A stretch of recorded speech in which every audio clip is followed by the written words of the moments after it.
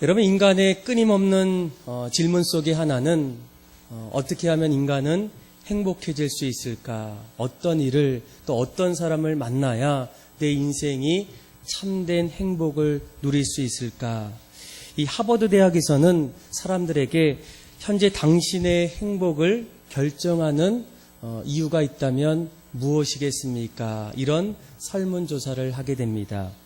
그런데 많은 사람들이 그 질문에 대답하면서 대부분의 사람들이 대답했던 한 가지는 바로 행복의 조건이 바로 관계라는 겁니다. 여러분, 인간관계가 인간의 행복을 결정한다는 거예요. 아마 여러분들도 인생을 살다 보면 이 대답에 아마 동의하는 분들이 많을 겁니다. 부부간의 관계가 좋아지면 가정이 행복해집니다. 선생님과 관계가 좋아지면 학교 가는 일이 매우 즐겁습니다. 직장에서 동료 간의 관계가 매우 좋아지면 직장 생활은 더할 나위 없이 행복합니다. 반대로 관계가 곳곳에서 깨지게 되고 멀어지면 아무리 내게 좋은 일이 있더라도 또 행복한 어떤 이유들을 갖게 될지라도 그 안에서는 불안해하고 또 걱정하며 불편함을 점점 갖는다는 겁니다. 이 프랑스의 철학자였던 폴 사르트는 이 좋은 인간관계, 이 인간관계는 우리를 행복하게 하지만 반대로 나쁜 인간관계는 우리를 마치 지옥에 떠보내는 것 같다, 이렇게 설명합니다. 그러다 보니까 지금까지 수많은 곳곳에서는 행복을 위해서 어떻게 하면 인간관계를 잘할 수 있을까? 그 비결이 도대체 무엇일까? 무엇이 우리의 있기에 행복할 수 있을까? 많은 책을 통해서도 사람들의 입을 통해서도 인간관계의 비결들을 몇 가지 설명하고 소개하는 것을 보게 됩니다. 저도 몇 가지 찾아보니까 이 5가지 아주 기억하기 쉽고 그리고 인간관계에서 꼭 필요한 5가지의 어떤 원리들이 있어요. 첫 번째로 이 인간관계를 잘하기 위해서는 이 노크의 법칙을 사용하라는 거예요. 여러분, 상대방의 마음을 열려면 내가 먼저 노크하는 겁니다. 내가 먼저 솔직한 마음으로 인간의 모습으로 망가진 모습으로 그의 마음에 점점 들어가게 되면 상대방의 마음도 얻게 되고 서로가 관계가 점점 좋아진다는 거예요. 두 번째로 보면 이 거울의 법칙이라는 거예요. 거울은 잘 보시면 먼저 웃지 않는다는 거예요. 내가 먼저 웃어야 거울 속에 비친 내 모습도 웃는다는 거예요. 내가 먼저 다가가고 내가 먼저 손을 내밀 때, 내 마음을 먼저 줄 때에, 배려할 때에 관계가 서로 더 좋아진다는 겁니다. 세 번째로는 이 상호성의 법칙입니다. 사람은 누구나 좋아하는 사람들을 좋아하기 마련이라는 거예요.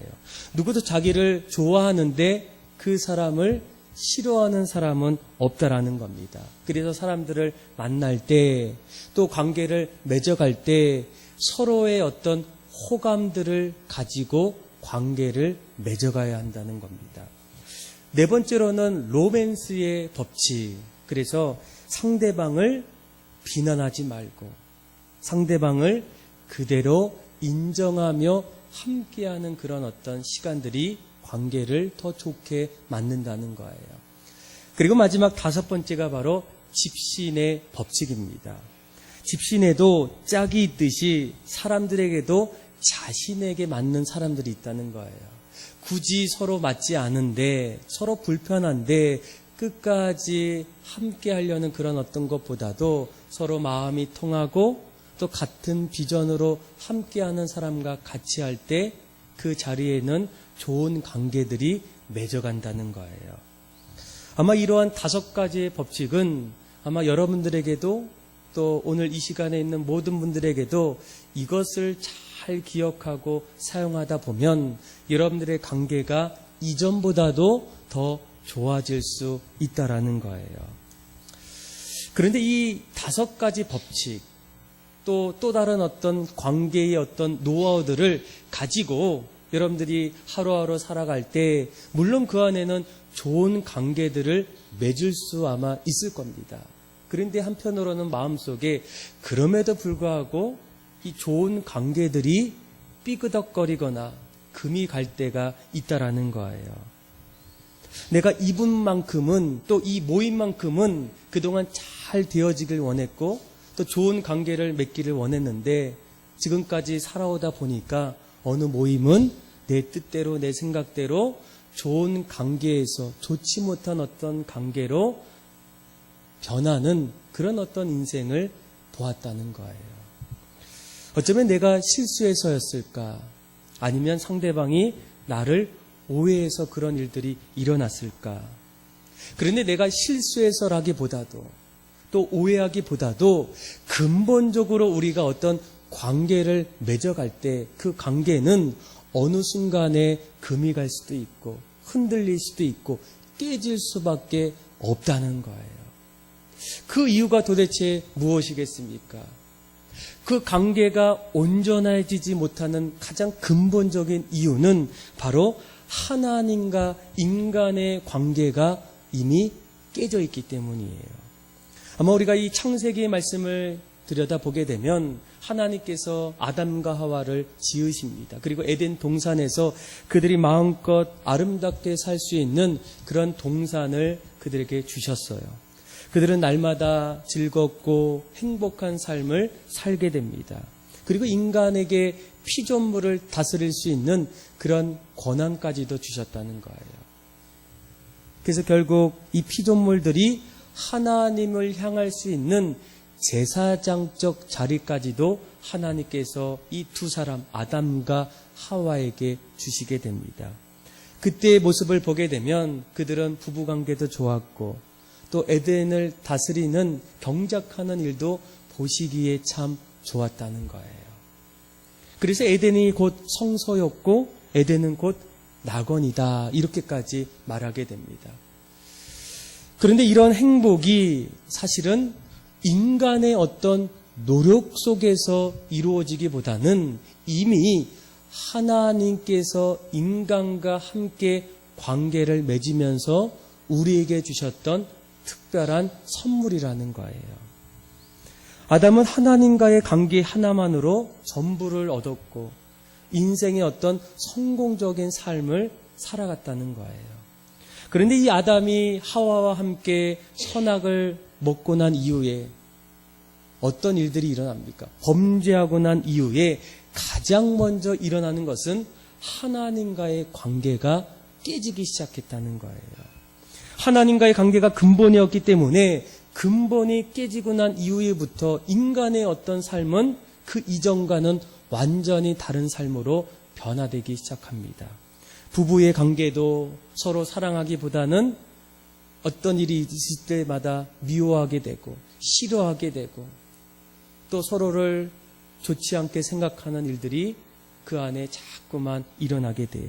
또 이웃 간의 관계도 마찬가지예요. 서로 사랑하고 하나된 모습으로 나아갈 때 더 이상 신뢰하지 못하고 미워하고 서로 불신하는 그런 어떤 모습들이 하나님과의 관계가 깨지고 난 이후로부터 이 모든 일들이 우리의 삶 속에 나타나게 된다는 거예요.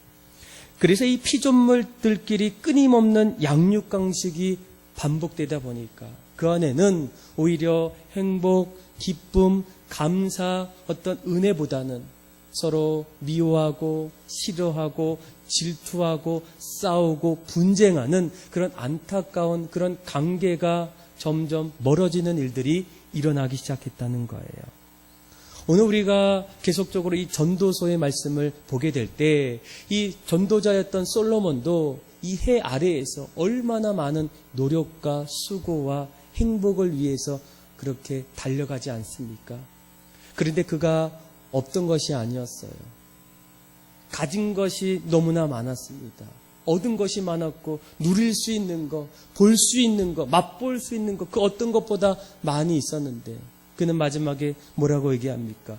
해 아래에서 일어나는 일들이 자신에게는 다 무의미하다는 거예요. 참된 기쁨을 얻지 못했다는 거예요. 아무리 찾아보고 또 찾아보아도 그 안에는 내가 찾고자 했던 참된 행복을 얻을 수가 없었다는 거예요. 그 이유가 무엇이겠습니까? 해 아래에서 이루어지는 일들 모두가 다 그렇다는 거예요. 다시 말하면 그동안 하나님을 떠나서 하나님과의 관계가 깨졌을 때는 아무리 인간이 행복을 찾고 또 참된 기쁨을 누리기를 원해도 그 일들은 더 이상 일어날 수가 없다라는 겁니다. 전도자는 바른 인생은 무엇보다도 우리의 힘으로, 우리의 노력으로, 우리의 수고가 아니라 하나님을 먼저 만나고 하나님과의 바른 관계가 회복할 때 그 안에 참된 기쁨, 행복이 시작한다는 거예요. 여러분, 놀라운 것은 하나님께서 어떻게 하십니까? 그 관계를 아셨기 때문에 끝까지 우리를 포기하지 아니하셨다는 거예요. 둘째 아담이었던 예수 그리스도, 인간과의 깨졌던 그 관계의 자리에 예수님을 십자가의 은혜로 보내주셨다는 거예요. 그러니까 그분을 통해서 우리가 다시금 관계를 회복할 수 있는 귀한 은혜의 자리로 우리를 초청하셨다는 겁니다. 그렇다면 우리가 그 하나님의 초청 앞에서 또 하나님과의 다시 회복할 수 있는 그 관계 속에서 바른 관계를 맺어갈 수 있는 그 비결이 있다면 도대체 무엇이겠습니까? 오늘 말씀을 보게 되면 몇 가지 비결들이 있어요. 그 첫 번째가 바로 하나님과의 바른 관계를 위해서는 하나님 앞에 참된 예배자가 되어야 된다는 거예요. 여러분, 예배는 하나님과의 바른 관계의 외적인 증거입니다. 예배는 한마디로 우리가 잘 아는 것처럼 하나님을 뵙는 거예요. 하나님을 만나는 자리입니다. 그래서 이 예배는 임재 안에서 하나님과의 사귐이 일어나는 그 자리가 바로 예배라는 거예요. 여러분, 우리가 누군가를 예배한다라는 것은 무엇을 얘기합니까? 내 마음에, 내 중심이 그곳에 있다라는 거예요. 하나님을 예배한다, 내 마음이 하나님께로 조금씩 가고 있다는 거예요. 그래서 이 예배를 이렇게 설명합니다. 한번 들어보세요. 예배는 피조물인 인간이 창조주이신 하나님을 만나는 가장 큰 특권이며 구원자이신 하나님께 구원받은 주의 백성이 그 받은 은혜와 사랑에 대한 반응으로 구원의 감격과 감사와 그리고 열정을 담아 최상의 가치를 드리는 것이 예배다, 이렇게 말합니다. 그래서 여러분, 성경 곳곳에서 예배하는 그런 어떤 모습들을 하나님이 원하고 있다는 거예요. 우리의 어떤 깨졌던 관계를 회복할 수 있는 가장 좋은 길은 하나님 앞에 나와 하나님을 예배하며 찬송하는 것, 그것이 바로 하나님과의 바른 관계의 첫 번째 모습이라는 거예요.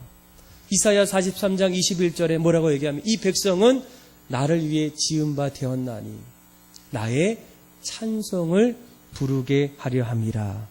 시편 29편 2절에 여호와의 이름에 합당한 영광을 돌리며 거룩한 옷을 입고 여호와께 경배할지니라. 그러니까 하나님은 우리의 예배를 기쁘게 받으신다는 거예요. 예배자를 찾으신다는 거예요. 예배를 통해서 인격적인 교제와 관계를 원하신다는 거예요. 여러분들은 예배자이십니까? 여러분들은 하나님 앞에 참된 예배자이십니까? 그런데 오늘 1절 말씀에 하나님께서 우리의 관계를 위해서 우리가 예배자의 길을 걷기를 원할 때 우리가 실수하거나 놓치는 예배의 어떤 태도들이 있어요. 우리 한번 1절의 말씀을 우리 같이 한번 읽어보도록 하겠습니다. 같이 한번 읽어볼까요? 시작. 너는 하나님의 집에 들어갈 때에 내 발을 상마할지어다. 나으니 그들은 악을 행하면서도 깨닫지 못함이니라. 아멘. 자, 어떤 분들은 예배 드릴 때마다 하나님의 임재 안에서 구원의 감격을 누리며 기뻐하게 돼요. 즐거워하게 돼요. 예배를 사모합니다. 그런데 어떤 분들은 이상하다. 예배를 드려도 감흥이 없고 예배 안에 어떤 기쁨이 없는 이유가 도대체 무엇일까? 그런데 그 당시에도 그렇게 마음에 고민하는 분들이 있다는 거예요. 그런데 1절 말씀을 잘 보시면 뭐라고 얘기합니까? 너희가 하나님의 집에 들어갈 때에 내 발을 삼갈지어다. 이렇게 얘기해요. 그러니까 이 표준 세번역에 보게 되면 이렇게 말합니다. 하나님의 집으로 갈 때에 발걸음을 조심해라. 이게 무슨 말이냐면 우리가 예배할 때에 우리의 마음이 신중히 행하거나 준수하는 어떤 마음을 가져야 된다는 거예요. 다시 말하면 예배할 때 예배자로 섰을 때에 그 하나님이 어떤 분인가, 또 나는 어떤 존재인지를 먼저 알고 그 자리에 나가라는 거예요. 그래서 이 구약시대 또 신약에 보게 되면 하나님 앞에 제사를 드리거나 또 하나님 앞에 예배를 드리는 사람들에게는 한 가지 공통된 어떤 모습이 있었어요. 예배할 때 두렵고 떨리는 마음으로 하나님 앞에 나왔다는 거예요. 우리가 보통 하나님을 사랑의 하나님, 인자의 하나님, 좋으신 하나님 이런 어떤 마음을 가지고 어떻습니까? 예배의 자리로 나와요. 그런데 하나님은 그런 하나님이시기도 하지만 거룩하시고 깨끗하시고 모든 것을 할 수 있는 완전하신 분이라는 거예요. 죄 많은 우리가 하나님 앞에 선다는 것은 두려운 마음이 아니고서는 떨리는 마음이 아니고서는 하나님 앞에 나올 수가 없다는 거예요. 그런데 우리가 늘 예배하고 주일마다 매주마다 주님 앞에 나오다 보면 그것이 우리의 어떤 형식이 되고 습관이 되다 보면 오늘 본문의 구약에 나타났던 이스라엘 백성들처럼 예배 나올 때에 더 이상 두려운 마음이 아니라 떨리는 마음이 아니라 늘 와야 되는 마음, 안 오면 이상한 마음, 그냥 형식적으로 오는 그런 어떤 마음으로 예배의 자리에 나오는 분들이 있다라는 거예요. 그럴 때 하나님께서 그 예배를 받아주시겠습니까? 그 예배 속에서 바른 관계가 시작되겠습니까? 그들은 늘 엎드리면서 늘 떨며 두려운 마음으로 존귀하신 하나님 앞에 나와 예배자로 섰는데 오늘날의 여러분 우리들의 예배자의 모습은 어떻겠습니까? 여러분들 오늘 이곳에 오실 때에 어떤 마음을 갖고 계셨어요? 다 다르시겠죠? 오늘 한번 가봐야 될까? 또 사람들 누굴 만날까? 또 오늘 점심은 도대체 또 국수야? 뭐 여러 가지 어떤 생각을 갖고 있지만 우리가 참된 예배자의 어떤 모습이라면 늘 오늘 하나님 앞에 두렵고 하나님 앞에 떨리는 마음으로 나오는 그 모습, 그것이 바로 참된 예배자의 모습이라는 거예요. 그러면서 1절 후반절에 보게 되면 또 뭘 얘기합니까? 가까이 하여 말씀을 듣는 것이 우매한 자들이 제물 드리는 것보다 낫다라는 거예요. 여러분 그 당시에 제물을 드립니다. 오늘날 우리가 헌금을 드리죠. 그런데 그 당시에 제물을 드린다는 것은 내 마음을 오늘처럼 드리는 거와 똑같아요. 그런데 또 한 가지 있어요. 제물을 드린다는 것은 내가 그동안 하나님 앞에 나오기 이전에 하나님 앞에서 잘못했던 죄들이 너무나 많아요. 이 죄들을 용서받아야 되는데 씻김 받아야 되는데 그래서 나 대신에 짐승 또 여러 가지 제물들을 대신 갖고 그들을 다 이렇게 피를 뿌리면서 대신 그들이 그 죄값을 받는다는 거예요.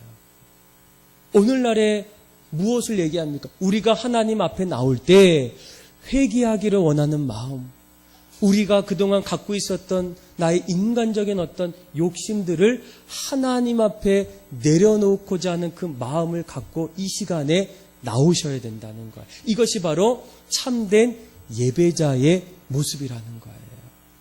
그래서 여러분 우리가 예배할 때에 찬양할 때에 하나님 앞에 영광 돌릴 때에 우리의 죄가 나타나야 돼요. 드러나야 돼요. 그리고 그 죄를 하나님 앞에 올려드려야 돼요. 십자가의 은혜로 씻김받지 않고 날마다 반복적으로 하나님 앞에 나와서 찬양하고 돌아간다면 하나님의 예배는 참된 예배자의 모습이 아니라는 거예요. 이 모습이 일어날 때 어떻습니까? 1절 중반절에 말씀을 그리고 나서 들어야 되는 거예요. 내 마음이 깨끗해지고 내 마음이 용서받고 난 이후에 하나님 말씀을 듣게 되면 그 말씀을 어떻게 합니까? 받아들이기 시작해요. 그리고 말씀대로 순종하기 시작해요. 여러분, 참된 예배자, 그 예배자에게는 무엇이 필요하겠습니까? 두렵고 떨리는 마음, 거룩하신 하나님 앞에 나의 죄를 올려드리는 마음, 씻김받는 마음, 또 그 안에서 다시금 하나님 말씀을 듣기를 원하는 그 마음이 참된 예배자의 모습이라는 거예요. 그 예배가 시작될 때, 그 예배가 일어날 때 우리는 하나님과의 관계가 새롭게 맺어지고, 그 올바른 관계를 통해서 우리의 삶이 이 땅에서도 해 아래에서도 행복한 길로 조금씩 걸어가기 시작한다는 거예요. 전도자는 오늘 1절에 여러분 정말 주님 앞에서 참된 예배자로 살아가세요, 이렇게 권면하게 됩니다. 두 번째로 우리가 하나님과의 아름다운 관계, 또 하나님과의 올바른 관계를 맺어가기 위해서는 또 무엇이 필요하겠습니까? 바로 이 기도하는 삶이 시작돼야 된다는 거예요. 여러분들은 최근에 기도 생활을 어떻게 하고 계십니까? 기도하고 계십니까? 또 기도하고 계신다면 그 기도하는 그 마음은 어떤 마음이겠습니까? 여러분, 우리가 왜 하나님 앞에 기도해야 될까? 자, 우리 한번 2절의 말씀을 같이 한번 읽어보겠습니다. 같이 한번 읽어볼까요? 시작. 그러므로 나는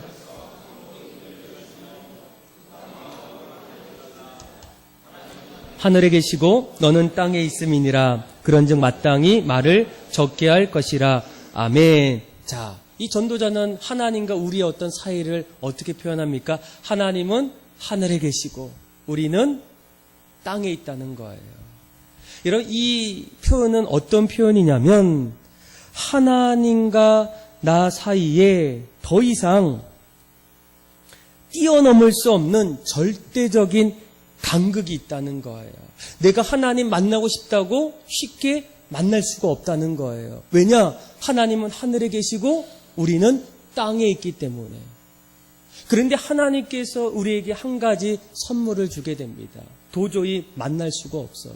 교제할 수가 없어요. 그런데 이 기도라는 한 가지 축복의 통로를 통해서 우리는 하나님 앞에 나올 수 있다는 거예요. 하나님을 만날 수 있다는 거예요. 그래서 이 기도에 대해서 영성학자들은 이렇게 얘기합니다. 기도는 하나님께 영혼을 올리는 것. 기도는 하나님과의 친교. 기도는 하나님과의 대화. 그래서 기도란 하나님의 만남이요, 하나님과의 교제요, 하나님과의 대화요, 그 하나님 임재 속에 바로 들어가는 하나님과의 깊은 사귐이 바로 기도라는 거예요. 그래서 여러분, 우리가 하나님과의 바른 관계, 바른 교제가 일어나는 또 한 가지 어떤 방법은 무엇을 통해서? 기도를 통해서 여러분들이 하나님과의 바른 관계를 맺어야 된다는 거예요. 우리 인간의 어떤 방법이 아닙니다. 하나님께서 친히 우리에게 가르쳐 주셨던 방법이 바로 기도라는 거예요. 이런 믿음의 사람이 기도하지 않는다, 하나님 앞에 나아가지 않는다는 거예요. 날마다 기도하지 않는다, 날마다 하나님을 찾지 않는다는 거예요. 그런데 여러분, 2절 말씀을 잘 보시면 우리가 기도할 때에 어떤 분들은 기도가 너무나 감사하고 기쁘고 좋지만 또 어떤 분들은 기도가 어렵다고 얘기해요. 또 응답이 잘 안 된다고 얘기해요. 그런데 2절에 보면 이 기도할 때의 태도가 있어요. 2절에 보면 너희는 하나님 앞에서 어떻게 하라고요? 함부로 입을 열지 말라는 거예요. 여기서 이 함부로는 내가 말을 할 때 급하게 말하는, 다시 말하면 내 안에 어떤 진심이 담겨있지 않는 그런 어떤 상태를 말하게 됩니다. 기도는 해요. 내가 하나님 앞에 내 마음을 올려드려요. 그런데 급하게 말을 하는 그 어떤 자리에는 내 마음속에 정말 진심과 어떤 다급함이 점점 사라지는 어떤 그런 어떤 상태를 말한다는 거예요. 그래서 그때 여러분 기도해도 하나님이 원하시는 것은 내 마음을 다해서 정성을 다해서 내 중심에서 하나님 앞에 기도하기를 하나님은 원하신다는 거예요. 어떤 분들은 기도할 때에 오래 기도하는 것이 정말 진심이 담겨 있지 않을까. 그러니까 예수님 당시에도 그 바리새인들 또 이방인들이 기도하는데 어때요? 오래 기도해요. 소리 내어서 기도해요. 그런데 그때 예수님께서 하셨던 말씀은 어떻게 얘기합니까? 기도할 때에 이방인들과 같이 중언부언하지 말라는 거예요. 저희의 말은 말을 많이 하여야 하나님이 듣는다고 생각하지만 하나님은 속으로 기도해도 다 들으신다는 거예요. 뭘 얘기합니까? 그 안에 어떤 진심이 담겨 있느냐. 그러면서 예수님께서 마지막에 하신 말씀이 무엇입니까? 너희는 골방에 들어가서 문을 닫고 은밀한 중에 계시는 너희 하나님께 아뢰라는 거예요. 은밀한 중에 계시는 하나님이 너희를 갚아주신다는 거예요. 그러니까 하나님 앞에 기도하는 것이 중요한데 더 중요한 것은 무엇이겠습니까? 우리가 중언부언하는 기도, 마음을 담지 않은 기도, 형식적인 어떤 기도, 어쩔 수 없이 하는 어떤 기도가 아니라 하나님과의 바른 관계를 위해서는 우리가 기도할 때 그 기도의 내용 속에, 마음 속에 어떤 진심의 마음이 그 안에 들어있을까? 그것을 하나님께서 보신다는 거예요. 그래서 2절 후반절에 그런즉 마땅히 말을 적게 하라는 거예요. 오히려 하나님 말씀을 들으라는 거예요. 내 마음을 다해서 기도하기를 원한다는 거예요. 여러분 성경에 수많은 믿음의 사람들이 등장해요. 그런데 한결같은 공통점은 무엇인지 아십니까? 그들 모두는 하나님 앞에 기도했던 사람이라는 거예요. 모세도 하나님 앞에 기도하고 솔로몬도 왕이 되었을 때 가장 먼저 기브온 산당에서 1000번째 예배를 드리며 기도하여 한나도 가장 어려운 그때에 아들을 달라고 하나님 앞에 기도하게 돼요. 아브라함도 갈 바를 알지 못하는 그때에 예배할 때 기도할 때에 하나님이 찾아오신다는 거예요. 여러분 그런데 오늘날 우리들의 어떤 삶은 어떻습니까? 기도하십니까? 기도할 때 얼마나 많이 하십니까? 진심을 다해서 기도하십니까? 요즘 한국교회가 어렵다고 하면서 많은 분들이 우려하는 것이 그 한국교회의 어려움 속에 한 가지 나타나는 현상이 뭐예요? 교회에 기도하는 사람들이 점점 줄어들고 있다는 거예요. 예배 때마다, 금요 기도회 때마다, 새벽 예배 때마다 기도하는 자리에 기도하는 사람들이 별로 없어지고 있다는 거예요. 또 기도하는 사람이 있더라도 그렇게 많이 오래 진심을 다해서 기도하는 사람이 점점 줄어들고 있다는 거예요. 이런 어려운 이유가 다 이유가 있지 않겠습니까? 우리의 신앙이 흔들리고 우리의 어떤 삶이 관계가 끼어질 수밖에 없는 가장 큰 어떤 이유는 언젠가부터 우리가 기도의 끈을 자꾸만 놓으려는 우리의 어떤 마음이 일어나고 있다는 거예요. 설령 우리가 기도하고 있더라도 정말 하나님 오늘 말씀처럼 너희는 함부로 입을 열지 않는 진심을 다해서 기도하는, 그래서 하나님과의 바른 관계를 맺어가는 사람들이 얼마나 우리 가운데 있는지를 오늘 말씀을 통해 들려주고 있다는 거예요. 여러분 우리가 정말로 하나님과의 바른 관계, 하나님과의 어떤 올바른 어떤 함께하는 관계를 맺기 위해서 회복해야 될 두 번째는 하나님 앞에 기도자가 돼야 돼요. 기도하셔야 돼요. 사도 바울은 뭐라고 얘기하면 항상 기도하라. 그렇죠? 쉬지 말고 기도하라는 거예요. 날마다 우리의 삶이 하나님과 함께하는 삶이 되기 위해서는 기도 없이, 왜? 하나님은 하늘에 계시고 우리는 땅에 있기 때문에 하나님을 만날 수 있는 한 가지 통로가 바로 기도 외에는 없다는 거예요. 신앙생활 할 때 여러분 기도하셔야 되지 않겠습니까? 그래서 여러분 하나님과의 바른 관계를 맺으려면 첫째 뭐예요? 하나님과의 앞에 진실된 예배자가 돼야 돼요. 두렵고 떨리는 마음으로, 또 간절한 마음으로, 회개하는 마음으로, 또 말씀을 이제는 골라서 듣는 게 아니에요. 하나님 말씀이 들려올 땐 그 말씀을 아멘으로 들으셔야 된다는 거예요. 그리고 둘째는 뭐예요? 이제는 기도 생활로 하나님과의 바른 관계를 맺으셔야 돼요. 그러면 마지막 세 번째 또 한 가지, 우리가 하나님과의 바른 관계를 맺기 위한 또 한 가지가 있어요. 무엇이겠습니까? 여러분, 우리가 하나님을 만났던 분들, 신앙생활을 하셨던 분들에게는 똑같이 일어나는 어떤 내 삶의 반응이 있어요. 현상이 있어요. 이때부터, 하나님 만나는 그때부터, 하나님을 의지하는 그때부터 이제는 내가 하나님을 앞서가지 않기를 원해요. 하나님의 백성들이 인생의 자리에서 하나님의 은혜를 누릴 수 있는 한 가지 비결은 하나님보다 앞서가지 않는 인생이라는 거예요.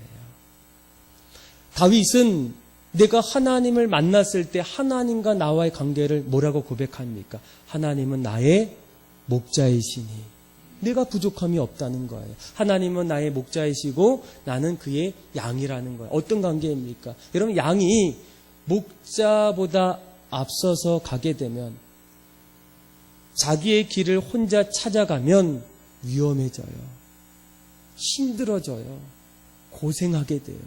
어려워집니다. 반대로 내가 그분이 나의 목자가 되어주시면 그가 어떻게 합니까? 하나님은 나의 목자이시기 때문에 내가 부족함이 없다. 왜요? 그가 나를 쉴만한 물가로 인도하시고 사망의 음침한 골짜기에서도 나에게 해를 지켜주시는 것은 지팡이와 막대기가 되어주신다는 거예요. 그래서 여러분, 우리가 하나님과의 바른 관계를 맺어가기 위해서는 하나님보다 앞서가지 않은 어떤 인생이 우리 안에 반드시 일어나야 한다는 거예요. 그런데 여러분, 우리의 삶이 어떻겠습니까? 오늘 우리가 읽었던 말씀을 잘 보세요. 우리 한번 4절에서 우리 한번 6절까지 말씀 같이 한번 읽어볼까요? 시작. 내가 하나님께 서원하였거든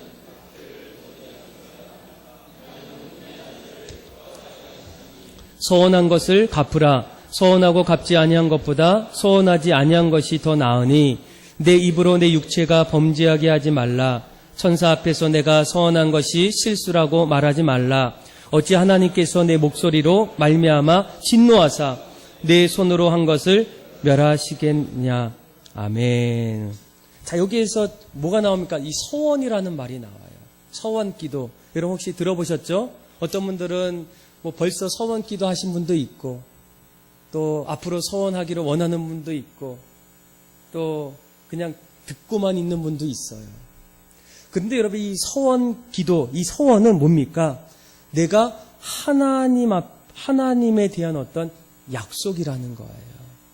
하나님과 내가 약속하겠습니다. 이 부분에 대해서 내가 약속하게, 하나님 저 이렇게 해주시면 저 이렇게 살겠습니다. 이게 바로 내가 바라는 어떤 서원 기도라는 거예요. 그런데 이 서원 기도의 한 가지 특징은 하나님께서 강제적으로 부여하신 어떤 의무가 서원 기도가 아니라는 거예요. 자발적으로 인간이 창조주이신 하나님 앞에 먼저 약속하는 어떤 기도야라는 거예요. 하나님께서 먼저 다가오시는 것이 아니라 내가 먼저 하나님 앞에 약속한, 하나님 이렇게 해주시면 이렇게 하겠습니다. 내 마음을 드리겠습니다. 한나가 아들을 주시면 그 아들을 하나님 앞에 바치겠습니다. 이런 어떤 내가 먼저 하나님 앞에 드리는 어떤 기도가 바로 서원 기도라는 거예요. 그런데 오늘 말씀을 잘 보세요.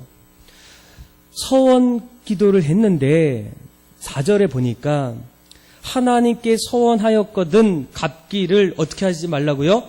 더디게 하지 말라는 거예요. 서원했으면 거기에 맞춰서 하라는 거예요. 5절 말씀에 서원하고 갚지 아니하는 것보다 서원하지 아니하는 것이 더 낫다. 서원을 행하지 않으려면 차라리 아예 애시당초 하지 말라는 거예요. 아니에요. 저는 실수했어요. 그쵸? 6절 말씀에 보게 되면 사자가 그 앞에서 보았는데 서원하는 것이 실수라고 말하지 말라. 그쵸? 실수가 아니라는 거예요. 여러분, 우리가 보통 서원 기도를 하고 서원을 행하지 않는 이유가 도대체 무엇이겠습니까? 제가 아무리 생각해봐도 딱 두 가지. 하나는 애시당초 이 서원은 내가 지킬 수 없는 어떤 하나님과의 약속이었다는 거예요. 그리고 또 한 가지는 뭡니까? 또 한 가지는 약속을 했는데 약속이 이루어지자마자 어느 날 내 마음이 변하기 시작하는 거예요. 어느 부인이 다리를 건너는데 좀 긴 다리예요. 옛날 다리예요. 그런데 갑자기 바람이 불면서 이 다리가 요동하기 흔들리는 거예요.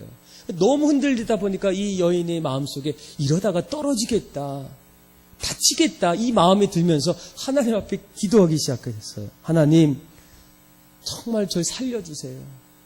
저 무사히 건널 수 있도록 해주세요. 이렇게 기도하면서 마지막에 하나님, 저 이렇게 무사히 가게 되면 제 주변에 지금 어려운 사람, 그래서 한 $10를 자선 그 상자에다 제가 기부하겠습니다. 이것까지도 하나님 앞에 같이 드렸어요.